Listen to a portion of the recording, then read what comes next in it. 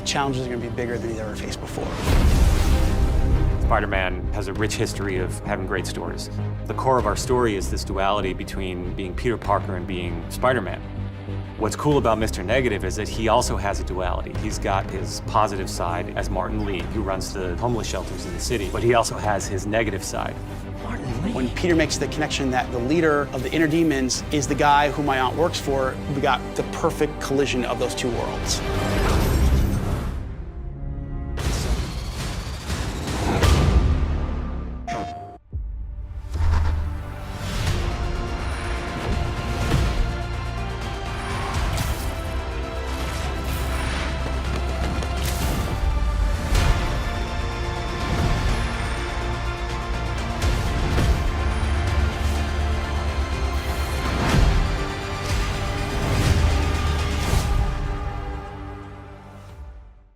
Hey everybody, it's Charlie. We got a whole bunch of new Spider-Man to talk about between Infinity War and Spider-Man PS4, so I'll try to distinguish between the two, because there's a whole bunch of Iron Spider Infinity War stuff that they're dropping the last couple of days, and we just found out when we're getting the Spider-Man game, along with a whole bunch of details about that. So we are hitting peak Spider-Man, and that's to say nothing of what's going to happen next year with another Spider-Man Avengers film with Avengers 4, and then the next Spider-Man Homecoming movie, whatever that's called, Spider-Man 2 something. So if you're finding me for the first time, be sure to subscribe to get all the Marvel videos. When we get a little bit closer to the game actually coming out, it's in September, like the title card says, I'll do a giveaway for the actual video game. But until then, it's the Infinity Gauntlet that I've been doing the giveaway for. So let's start with the Infinity War stuff first, then I'll talk about PS4 stuff. So you actually look at this, his suit looks almost the same texture as Iron Man's suit. So a lot of people now are like, wait a minute, does he have the cool nanites that Iron Man has too? It's totally possible, but the idea, I think, when he's in the trailer hanging on to this ship here, is that he doesn't know anything about the suit. He thinks he's gonna die, he's just trying to be a hero, gets himself in over his head, just like he did during the Homecoming movie. I was trying to be just like you, Mr. Stark. And then Tony just takes off after him. Like you can see the nanites form this giant ass cannon that gives him a boost that's way bigger than his normal repulsors.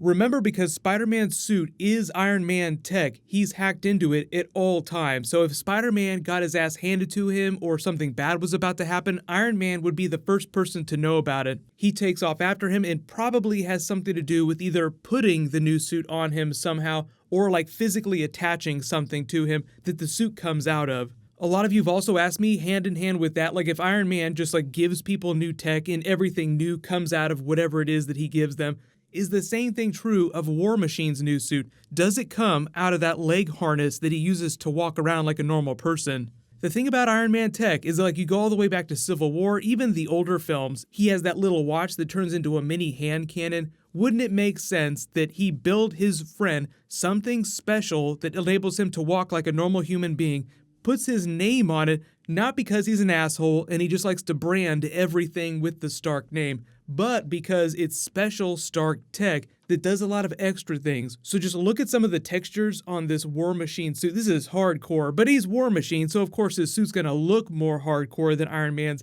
Iron Man's is gonna be more hardcore, it's just that you can't tell because it's all nanite bleeding edge technology. And this actually just does look like the spider suit is closer to the War Machine functionality than it is to Iron Man's. But remember, this is Spider-Man, his suits are more form-fitting, so anything's possible, but it's all the same basic technology. It's just that the new stuff, the brand new stuff Iron Man tinkers around with, he saves for himself. But you look at some of these plates here, obviously there's more armor, it's designed to function in the vacuum of space, which is why he needs it when he's up on this ship in outer orbit.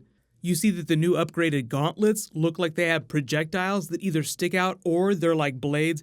Now, because a lot of it's made to mimic different properties of different animals, and in the comics, when he actually physically became a spider, he could actually shoot little projectiles out. It's almost like poison-tipped darts. That might be what these are, or they could just be straight-up blades that come out. Remember that anything that the other Stark suit had, like the AI function with Karen, Suit Lady inside of it, this suit will have a better version of that. So I'm guessing that it's still Suit Lady, and it can probably reconfigure these gauntlets to do whatever he needs. So they also probably shoot webbing in addition to more hardcore things like blades or poison-tipped darts. Anything that a spider would be able to do, the suit will replicate that function. But let me know in the comments, which part of the suit do you actually think that everything else comes out of? Like all these serrated plates, like the chest, it feels like there's just some small piece that attaches to him, maybe around his waist or something like that, that everything else comes out of, because it's not like he climbs into something like this. It looks way too hardcore for that.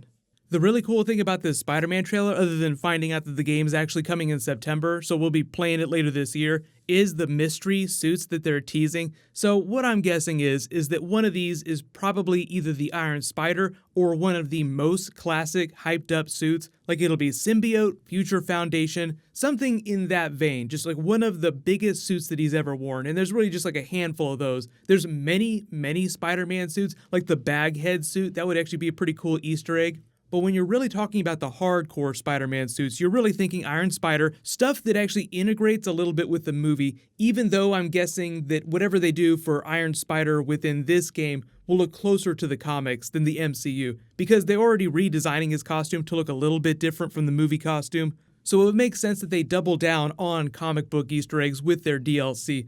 The second Spidey suit that they're revealing in July is probably just the next one they don't do after that. Like it'll be Symbiote, something really crazy.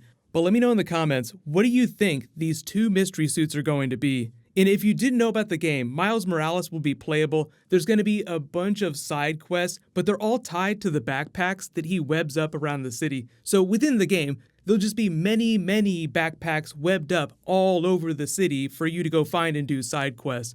But obviously main quest, Mr. Negative, Wilson Fisk stuff going on, Mary Jane is a big character, so the game is much more like their Batman Arkham treatment of the Spider-Man character, only it's all for comic book stuff. So like the Batman Arkham game sort of pulled from all over the place. I wouldn't be surprised if some of the DLC integrated some larger MCU stuff, but for the most part the game seems like it's grounded in the comics. For those of you that are asking, the Spider-Man of this game is supposed to be about 23 years old. They say he's peak Spider-Man at the peak of his abilities. So you have to imagine that when we get to the next Spider-Man movie, Tom Holland will be about 17 years old, not quite a senior in high school, so he's still got a couple years to go. A lot of speculation about who's going to lead the Avengers team if Tony Stark ends up dying during the next two Avengers films.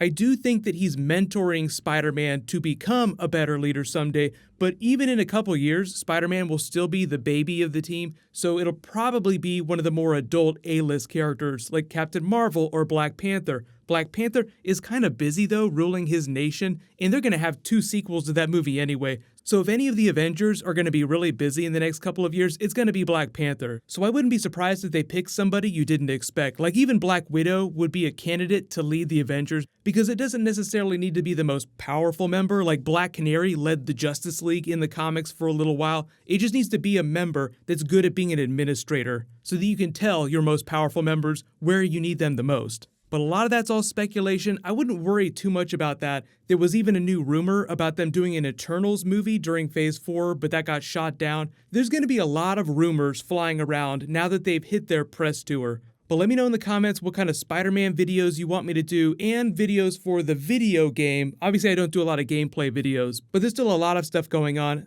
So while you wait for everything, click here for brand new Infinity War, and click here for brand new Deadpool. Thank you so much for watching. Everybody stay awesome. I'll see you guys tonight.